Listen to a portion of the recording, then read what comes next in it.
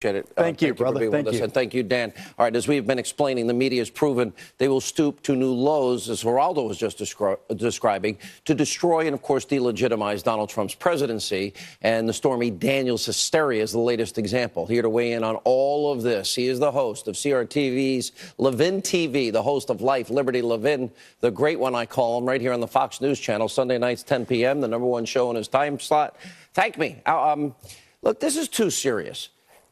I'm watching Anderson Cooper. We did a side-by-side. Yeah. Jerry Springer Cooper. Because he asked the same questions that Jerry Springer asked. And they've done this 24/7 for weeks. The same network that never interviewed Juanita Broaddrick till October of 2016, Mark. This is not tabloid. This is agenda-driven, Zucker-driven drivel because he has an agenda against Donald Trump. Well, and they're getting ratings. You see what 60 Minutes did. They got the greatest ratings they've had CNN since, doesn't have those. Yeah, exactly. But the truth is, if Donald Trump's last name was Kennedy, we'd not be seeing a thing of this. They'd be covering it up. And here's the difference. Number one, why is it assumed that the porno actress and the ex-Playboy bunny are telling the truth? And why are the media focused on this? Let's take a look at Bill Clinton. Bill Clinton was accused of sexual assault in the Oval Office. Bill Clinton was accused of having sex with an intern in the Oval Office. Bill Clinton was accused as Attorney General in an official position of raping Juanita Broaddrick. Bill Clinton was governor of Arkansas, accused of using his position to try and get sex and exposing himself to an employee, Paula Jones. Donald Trump isn't even close, even if you believe all this, which I know he's not even close to this stuff. John Kennedy had an affair with a mob boss's girlfriend. John Kennedy had a relationship with an East German spy. John Kennedy had sex with an intern in the White House pool. John Kennedy, I mean, so many examples. LBJ was said to be worse than John Kennedy. I can go on and on and on. Now, the media will say, well, that's a diversion. No, I'll tell you what's a diversion. The media have ignored the rogue activity of the highest levels of the FBI. The media have ignored Russia's influence in our election. We now know that the Obama administration knew about it, that Susan Rice knew about it, told the people to stand down. We got these lectures from Mark Warner and Adam Schiff. Unbelievable, they said, the Russians would get involved in our election. They're right. Now that we know that the Obama administration knew about it vertically, horizontally, departments and agencies, and did nothing about it. Moreover, we know that lies were told to federal judges at the FISA court to get a warrant to spy on an American citizen. And then for a year, they got 3 extensions. The media do not care about that. So what do the media care about? The pornification of the media. Last week, it was Donald Trump was mentally ill, so they dragged this professor out from Yale and pranced her from one station to another. Before that, it was this kook with his book, Michael Wolff. Everybody didn't trust him, but anyway, he was good for a week. And then we get to hear from this idiot for a week. And it goes on and on and on. The media obviously hate Trump. Here's what they're trying to do. They know that Trump supporters aren't going to be persuaded by any of this. But what they're trying to do is get the people out there who don't really pay a lot of attention, who may not be Trump supporters, and to keep driving the stake in, grabbing anything they can, including a porno star who I never heard of any of these people before. And all of a sudden, they're presented to the American people as if they're truth tellers. This Anderson Cooper, you know, I didn't watch this.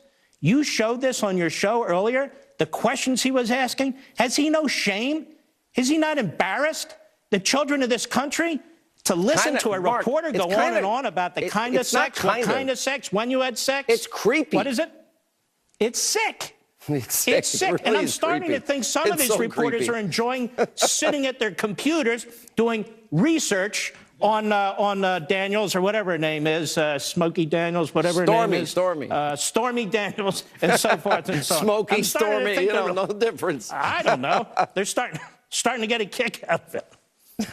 Anyway, it's really pathetic. I can't. I'm actually crying. You know, Jerry Springer, we did last night side by side. I think we have it inside our control room. Let me play this for you. This is just a gift for the great one, Mark Levin, because I know you were busy last night. Watch this. You told Donald Trump to turn around and take off his pants. Yes. And did he? Yes. You're young, you like to have fun, you're party girl, etc. So what's the story here? Oh, Lord. And you had sex with him? Yes. Do you want to be with her boyfriend? No, it's just a one-time thing. Did you want to have sex with him? No. But I didn't say no. You're not interested in being with him. He's just a customer, right? Uh, Or are you interested in being with him? He ended up taking me home. You work in an industry where condom use is an issue. Did he use a condom? no. Did you ask him to? No. So you had sex with him? Yeah. Yeah. I don't even know what to say. That wasn't hard to do. And by the way, if they want to fight, I'm just starting. I think this will be more fun than I've ever had on TV or radio in 30 years. You know, Sean, on a serious note, the media in this country is really as low as I've ever seen it before. It's not really the media. You've got a lot of people who've poured into these stations and poured into these newspapers that have minimal experience, very thin backgrounds, or ideological agendas. We have North Korea that's threatening us with nuclear missiles. We have Iran that's trying to get nuclear missiles. We have Russia that's not only interfering with our elections, but threatening us. We have China that's threatening us, stealing our technology. It's all true. We have rogue top officials at the FBI. We had rogue officials at the DOJ. We've got this special counsel running around, Mr. Clouseau, who can't really find the actual Russian interference, and the Obama administration standing down when all that took place.